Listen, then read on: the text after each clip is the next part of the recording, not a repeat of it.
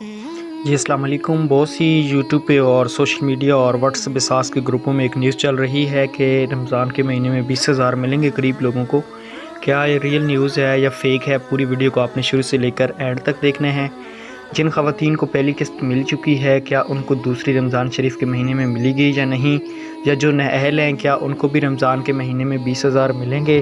क्योंकि ये न्यूज़ बहुत ज़्यादा चल रही है सोशल मीडिया और यूट्यूब पे कि 20,000 रुपये वज़ीर-ए-आज़म इमरान खान की जानिब से दिए जाएंगे।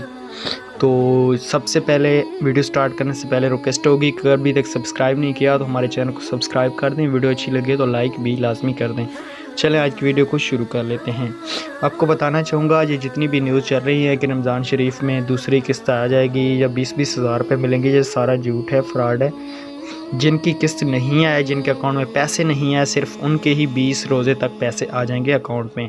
अभी भी काफ़ी सारे लोगों के अकाउंट में डेली पैसे ट्रांसफ़र हो रहे हैं जिनके नहीं आए हैं, लेकिन मज़ीद भी आप इंतज़ार करें, जिनके अकाउंट में पैसे नहीं आए वो भी आ जाएंगे।